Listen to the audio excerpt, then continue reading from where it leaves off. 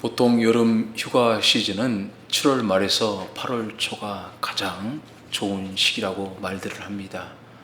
우리 성도님들도 휴가 가신 분들이 계신 것 같고, 미국 사람들 17% 이상이 이 기간에 휴가를 간다고 합니다. 여러 가지 휴가 갈 만한 데가 많은데요. 그 중에 샌프란시스코의 알카트라즈라는 정말 세상에서 가장 아름다운 감옥이 있다고 합니다. 샌프란시스코에서 2.4km, 약 배로 15분 정도 떨어진 그 섬인데, 그 섬은 1934년부터 1963년까지 연방 교도소로 이용된 그런 장소였습니다.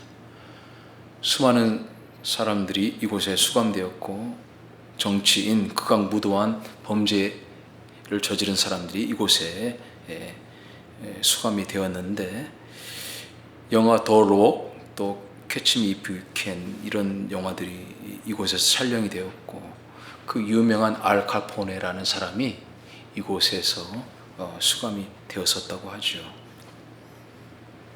정치인들의 유배지였고 극악무도한 감옥이었는데, 지금은 가장 아름다운 관광지가 되었다고 합니다. 나폴레옹이 생을 마감한 세인트 헬레나라는 섬이 있지요.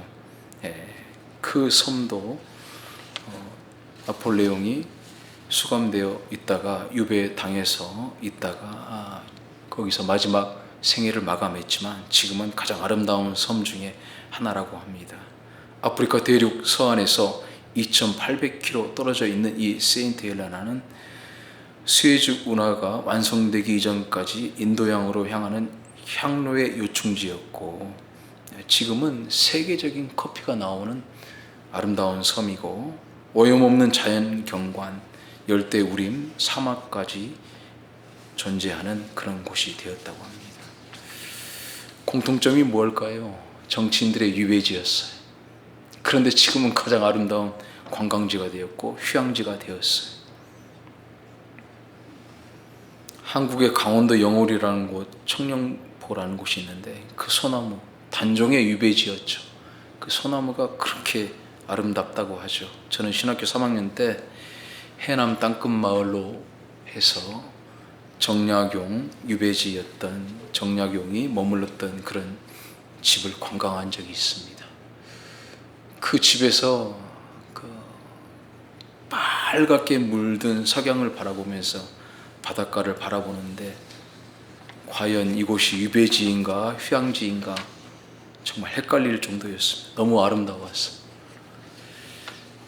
여러분, 우리 인생은 어떻게 생각하느냐에 따라서 우리 인생, 우리 신앙생활이 유배지가 될 수 있고 휴양지가 될 수 있는 것입니다. 감옥같이 생각하고 고통스럽다고 생각하고 갇혀있다고 생각하면 우리 인생은 유배지가 되는 것이고, 그럼에도 불구하고 하나님이 주신 사명이 있기 때문에, 나는 나를 이곳에 보내주신 이유가 있기 때문에 그 사명을 생각하면 얼마든지 감사가 나올 수 있고 하나님의 은혜라고 고백할 수 있는 것입니다. 오늘 바울이라는 사람은 그런 분이셨어요. 성경에 수많은 사람들이 유배의 삶을 살았어요. 요셉도 그랬지요. 애굽의 총리가 되기까지 17살에서 30세 13년 동안, 다윗은 말할 것도 없죠. 10년에서 15년 광야 생활을 했어요. 도망자의 삶을 살았어요. 유배의 삶을 살았어요. 모세는 40년 동안 아라비아 미디안 광야를 헤매이면서 양치기 노릇을 했습니다.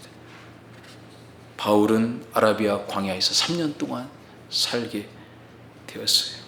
예수님은 공생애 하시기 전 40일 동안 금식할 때 악한 마귀에게 시험을 당하셨어요. 수많은 성경의 인물들, 그리고 수많은 간증의 사람들은 이런 유배지의 삶을, 고통의 삶을 살았습니다. 오늘 사도행전 마지막 장인 28장에 바울은 그런 유배의 삶을 살면서 그 유배의 삶 속에서 나는 죄수다, 나는 유배자다, 나는 감옥에 갇힌 자라고 생각하지 않고 하나님이 부르신 그 사명 때문에 아니다, 나는 이 사명 까닭에 이 유배지가 아니라 휴양지다, 감사하다, 행복하다, 그렇게 고백했던 사람이었습니다. 오늘 본문의 말씀은 바울이 이제 죄수의 신분으로 로마로 끌려가는 과정 중에 배가 파손됩니다. 유라굴로 강풍을 만나죠.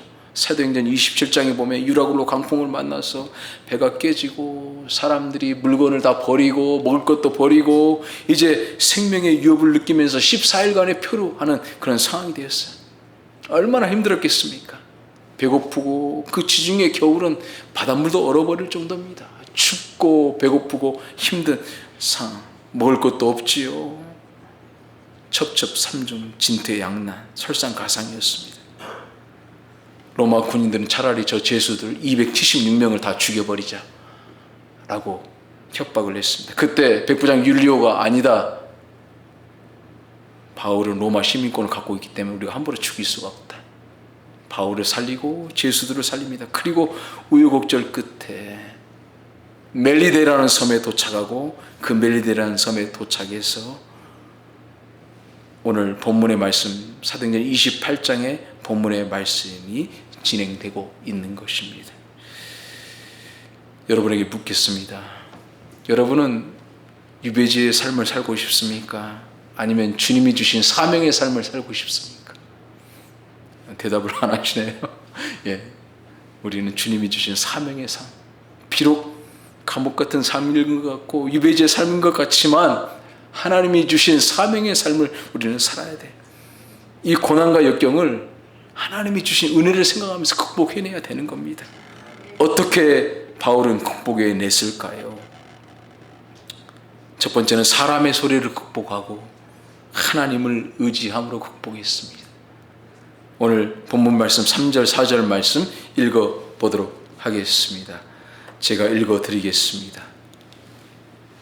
바울이 나무 한 묶음을 거두어 불에 넣으니 뜨거움으로 말미암아 독사가 나와 그 손을 물고 있는지라.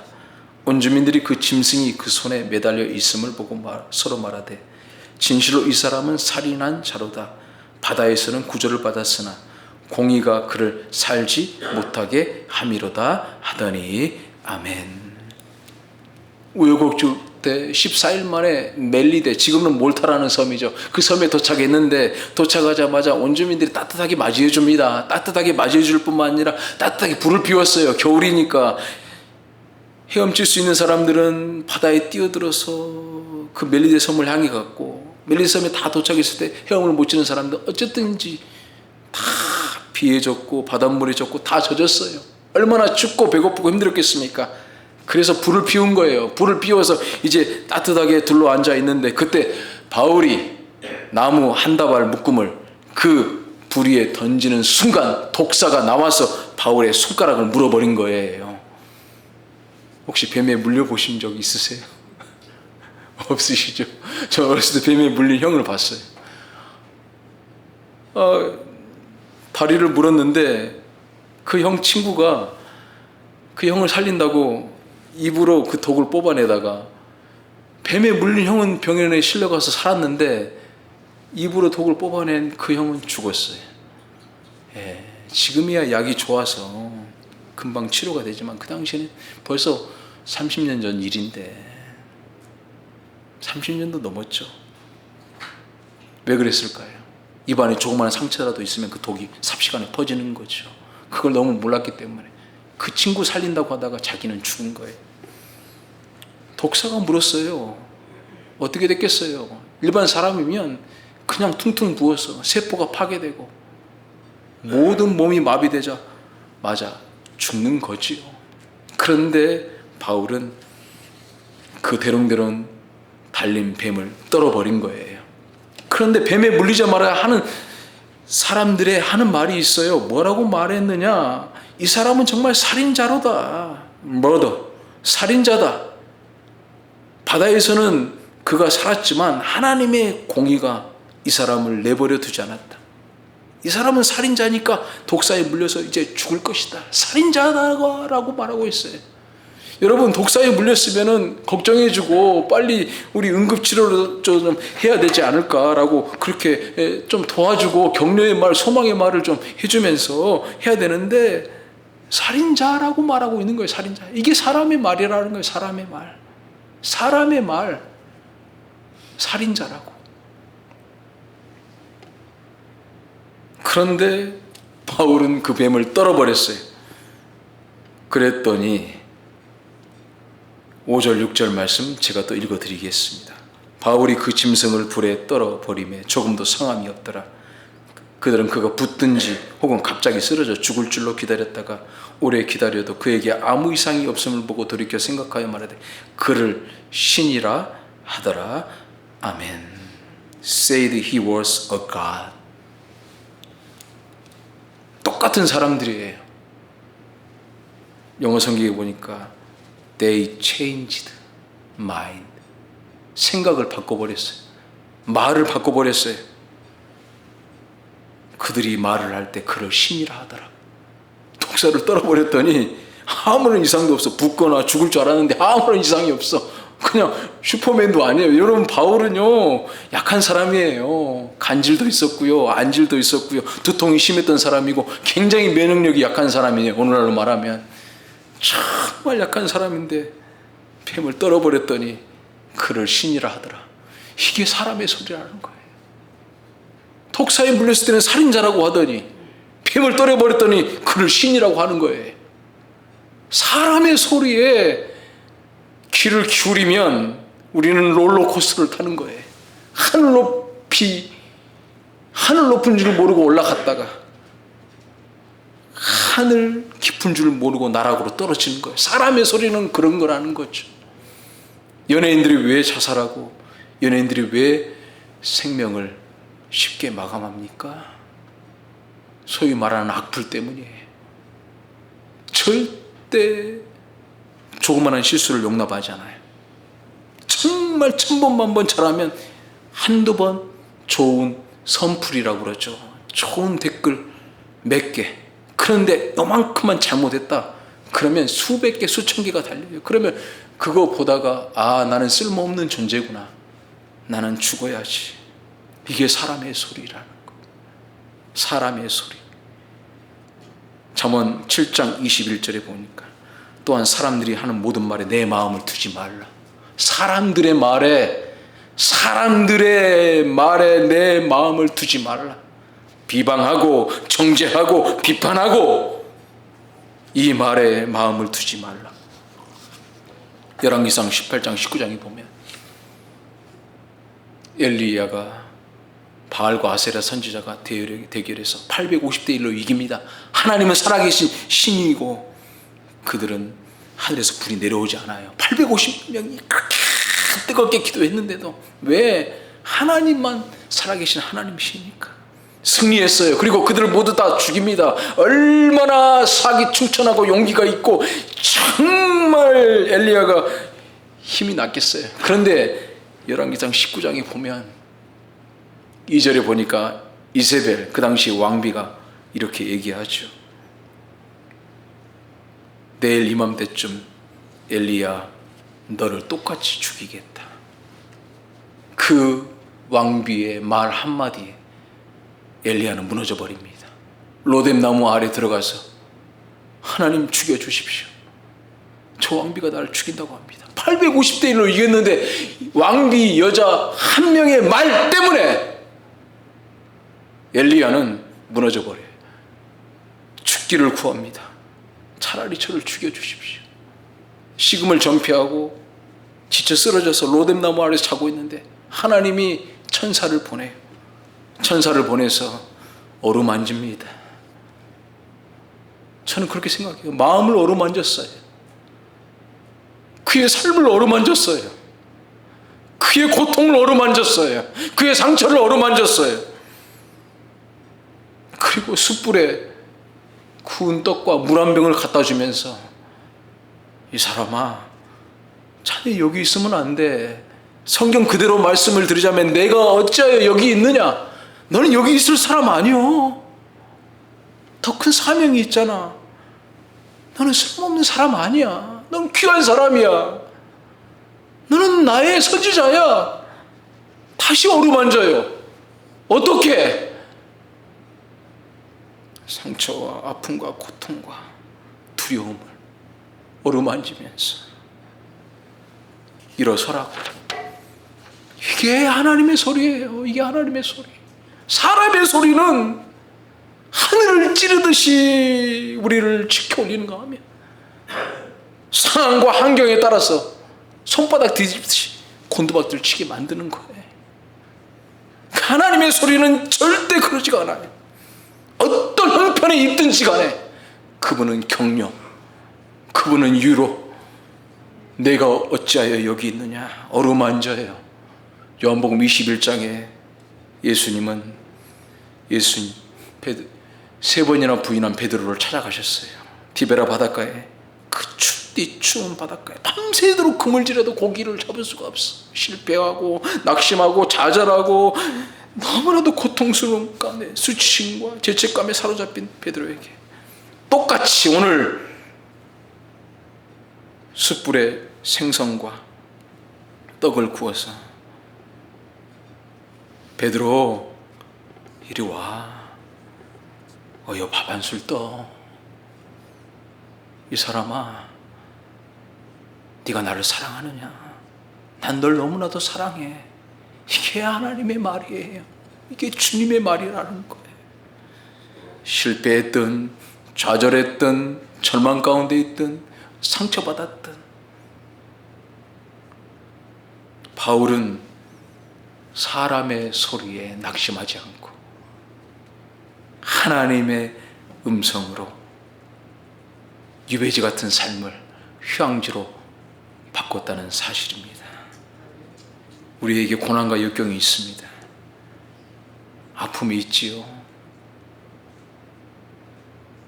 오해가 있고 고통이 있고 찌르는 가시 같은 말들을 듣기도 하고. 근데 기억하십시다. 사람의 소리에 낙심도 말고 사람의 소리에 너무 우쭐거리지도 말고 고요히 세미한 엘리야를 향한 주님의 음성 들으시기를 주님의 이름으로 축복합니다. 여러분, 그렇습니다. 이게 주님의 격려예요. 이게 주님의 어루만지심이에요. 이게 주님의 사랑이에요. 한 가지만 더, 부르심에 대한 사명을 기억하며 유배지를 이겨냈어요. 오늘 본문의 말씀은 아닙니다만은 주보에 나와 있습니다. 사도행전 27장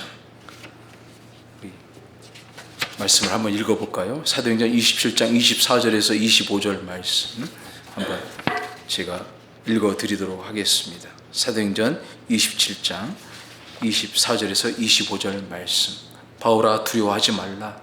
내가 가이사 앞에 서야 하겠고 또 하나님께서 너와 함께 하는 자를 다 내게 주셨다 하셨으니 그러므로 여러분이여 안심하라. 나는 내게 말씀하신 그대로 되리라고 하나님을 믿노라. 아멘. 배가 파손되고 14일 동안 고통 가운데 표류하고 군인들은 죄수들을 276명을 태운 그 배에 있는 죄수를 다 죽여버리자고 합니다. 그때 바울의 마음에 어떤 생각이 들었을까요? 아, 내 생의 종착지는 여긴가 보다. 나는 여기서 이렇게 끝난 삶일까? 그래서 하나님께 기도한 거죠. 하나님, 어떻게 하면 좋아요? 이 유배지에서, 이곳에서 제 삶이 마감되는 겁니까? 그때 하나님께서 천사를 보내서 바울에게 두려워하지 마. 너는 반드시 로마 가이사 황제 앞에 서야 되겠고 하나님께서 너와 함께한 그 사람들 276명을 내가 반드시 보호하겠고 그러므로 안심하십시오. 나는 이렇게 하나님께서 나에게 주신 사명대로 되리라고 나는 믿습니다 라고 고백하고 있는 거예요. 부르심에 대한 사명인 거예요. 사명. 오늘날까지 저와 여러분들을 살려두신 이유가 뭘까요? 사명이에요. 사명.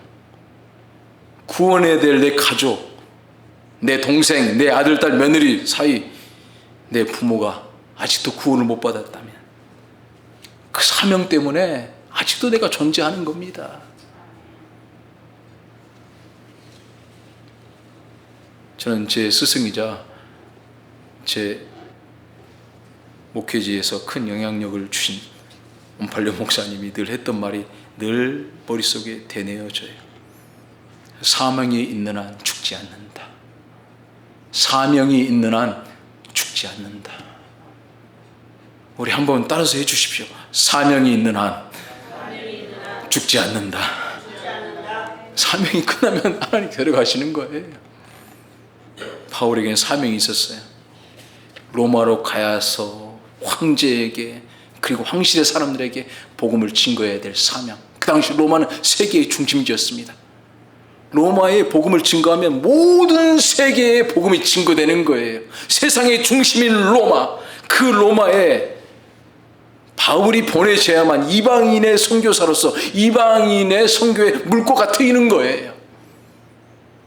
모든 길은 로마로 통한다.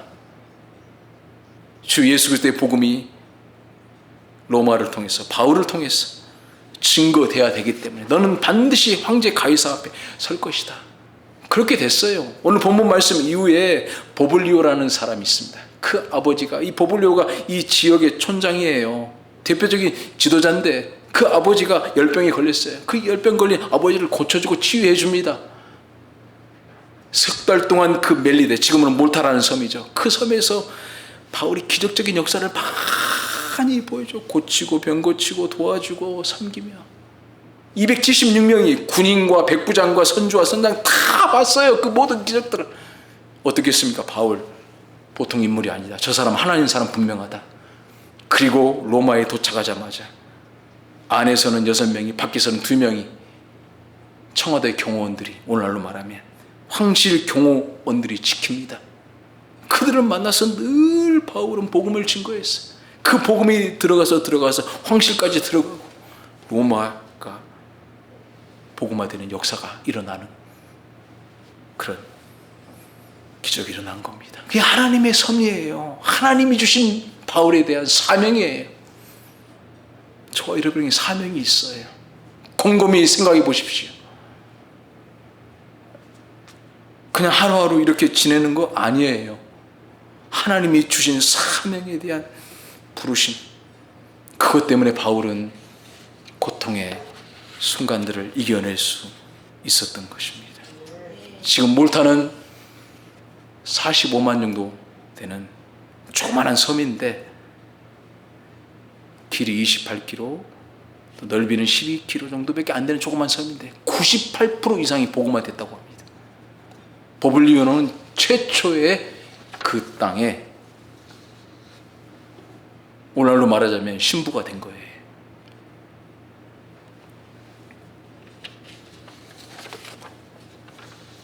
다시 한번 마지막으로 묻습니다. 여러분의 삶은 유배지입니까? 휴양지입니까? 두 가지를 기억하십시다. 사람의 소리에 귀 기울이지 마시고 하나님을 의지함으로 부르심에 대한 사명을 기억하면서 힘들고 어렵지만은 아름답고 귀한 사명자의 삶을 사실 주님의 이름으로 축복합니다. 하나님 감사합니다. 오늘도 가장 좋은 휴가 시즌에 좋은 곳으로 휴가를 떠나신 분들도 있고 또 오늘도 여기 예배 나오신 분들이 있습니다. 바울은 유배지의 인생을 살고 있었지만 사명자의 인생으로 어려움을 극복해냈습니다. 사람의 소리에 흔들리지 않았습니다. 얼마나 멋집니까? 우리도 그런 사명자의 삶, 우리는 부르심 받았습니다. 우리는 하나님께서 택한 당신의 자녀들입니다. 목양교회에 오늘 이곳에 부르신 이유가 있습니다. 이 귀한 사명을 생각하며 믿음으로 승리하는 우리 모든 성도님들 되게 주옵소서. 예수님의 이름으로 기도드립니다.